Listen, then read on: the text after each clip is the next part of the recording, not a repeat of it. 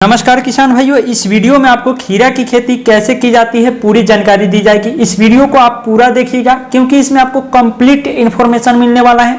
खीरा की बुआई से लेकर हार्वेस्टिंग तक, मंडियों तक अच्छी रेट लेने तक की जानकारी। तो किसान भाइयों चलिए शुरू करते हैं। और अगर आप लोग इस चैनल पर पहली बार आए हैं तो चैनल को सब्सक्राइब कर लीजिए और वीडियो को लाइक कर दीजिए। तो खीरा की खेती करने के जो दो हमारा सबसे इंपोर्टेंट 10 पॉइंट है वो हम बात करेंगे, जिसमें से पहली पॉइंट हमारा रहने वाली है खीरा की खेती करने के लिए उपयुक्त मिट्टी। अगर आप खीरा की खेती कर रहे हैं तो इसके लिए सही मिट्टी का चुनाव करना जरूरी होता है। सही मिट्टी का जब आप चुनाव नहीं कर पाएंगे तो यही कारण होती है कि आपको खीरा में कई प्रकार की जो है रोग लग हो जाती है, उसके बाद आपका पौधे की ग्रोथ रुक जाती है। तो ये सभी कारण बनने लगती है। इसलिए सही मिट्टी का डिसीजन लेना सबसे पहला और अहम रोल होता है किसान भाइयों आप लोगों का। तो खीरा की खेती के लिए अगर हम उपयुक्त मिट्टी की बात करें तो वैसे तो आप किसी मिट्टी में कर सकते हैं खीरा की खेती, लेकिन अच्छी उत्पादन लेने के लिए आपको बलुई दोमट मिट्टी में इसकी खेती करनी चाहिए किसान भाइयों। बलुई दोमट मिट्टी में इसकी खेती करते हैं तो इसके पौधे की जो विकास है काफी जल्द ग्रोथ करती है, काफी अच्छी विकास होती है और उस मिट्टी में ये काफी ज्यादा उत्पादन भी देती है। किसान भाई जब आप मिट्टी का चुनाव कर लेते हैं तो उसके बाद उस मिट्टी का आप पीएच मान टेस्ट कराएंगे। पीएच मान टेस्ट कराना जरूरी होता है किसान भाइयों। तो अगर आपके मिट्टी का पीएच मान 6 से 7 के बीच है तो काफी अच्छी है, इसमें आप खीरा की खेती कर सकते हैं। जब आप मिट्टी का चुनाव कर लेते हैं, पीएच मान टेस्ट कर लेते हैं, उसके बाद आपको ये जानना जरूरी है खीरा की जो पौधा है कैसी जलवायु में विकास करती है, कैसी जलवायु में इसका ग्रोथ जल्दी होती है।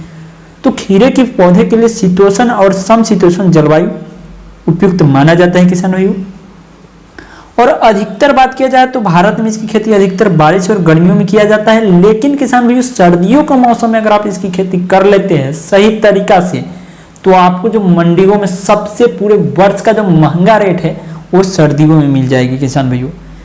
अगर हम बात करें इसके लिए तापमान की तो 20 डिग्री न्यूनतम तापमान और अधिकतम 40 डिग्री तक तापमान खीरा की पौधा या जो फल वो पूरे तरीके से सहन कर सकती है किसान भाइयों।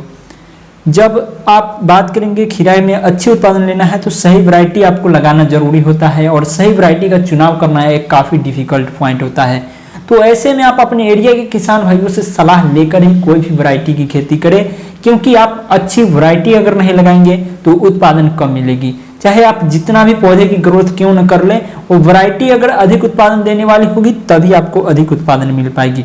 तो वैसे में मैं आपको कुछ उन्नत किस्में बताने वाला हूं, जो उन्नत किस्में आप अपने एरिया के हिसाब से, आप अपने चॉइस के हिसाब से उसे आप लगा सकते हैं अपने खेतों में और बढ़िया उत्पादन ले सकते हैं। तो पहले नंबर पे जो हमने उन्नत किस्में रखा है खीरा की वह है स्वर्ण पूर्णिमा। खीरा की यह जो वैरायटी है कम समय में पैदावार देने के लिए उगाई जाती है।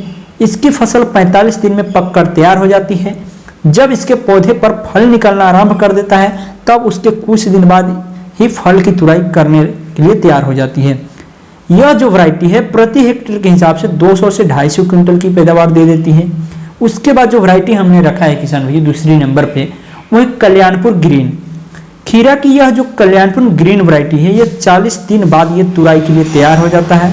जब इसके पौधे में फल आना शुरू कर देते हैं तब इसके फल की तुड़ाई रोज करना पड़ता है, क्योंकि इसमें जो उत्पादन है अगर इसकी बात की जाए तो ये 10 से 15 टन की पैदावार दे देती है प्रति हेक्टेयर के हिसाब से। उसके बाद किसान भाइयों बात की जाए वैरायटी खीरा की बहुत बढ़िया में तो हिमांगनी भी काफ़ी अच्छी वैरायटी है। हिमांगनी किस्म के बारे में बात करें तो ये 40 से 45 दिन का समय ले लेती है, जिसके फल को तैयार हो जाने में रोज तुड़ाई की जरूरत होती है। और यह किस्म प्रति हेक्टेयर के हिसाब से 10 से 12 टन की उत्पादन दे देती है किसान भाइयों। उसके बाद आप खीरा 75 लगा सकते हैं, पूसा, उदय, स्ट्रेट 8 ये सभी वैरायटी।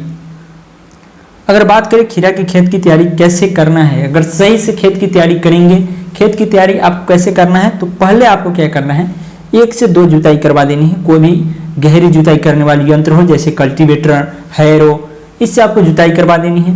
गहरी जुताई जब आपका हो जाती है उसके बाद आपको क्या करना है प्राकृतिक खाद के रूप में सड़ी हुई गोबर की खाद जितनी पुरानी हो सके उतनी पुरानी गोबर की खाद आपको खेतों में 10 से 15 गाड़ी प्रति हेक्टेयर के हिसाब से आपको डाल देनी है।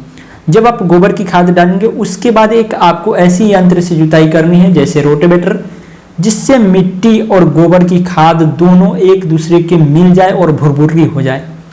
जब भुरभुरी हो जाएगी मिट्टी तो आपका खेत हो गया बिल्कुल तरीके से खीरा की खेती के लिए तैयार।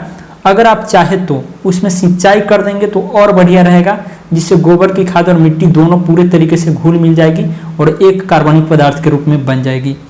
तो गोबर की खाद डालने के बाद आप सिंचाई करके भी एक जुताई करके समतल करके आप खीरा लगा सकते हैं। खीरा लगाने की दो विधि, या तो आप बेड विधि से लगा सकते हैं या सीधे खेतों में बीज की रोपाई कर सकते हैं। अगर बात कर लेते हैं रासायनिक खाद आपको देना चाहते हैं तो इसमें क्या डाल सकते हैं, तो आपको 30 दिन के बाद 1 एकड़ खेत में 20 केजी नाइट्रोजन की मात्रा छिड़काव करना है तथा उसके 40 दिन के बाद फिर से आपको 20 केजी नाइट्रोजन का छिड़काव कर देना है। इससे पैदावार आपको अच्छी प्राप्त हो जाएगी किसान भाइयों। तो ये रही खीरा की खेती की जानकारी। हम आपसे मिलते हैं अगली वीडियो में किसी और नई जानकारी के साथ। तब तक के लिए जय हिंद, वंदे मातरम, जय जवान जय किसान। इस वीडियो को और भी किसान भाइयों तक शेयर कर दीजिए।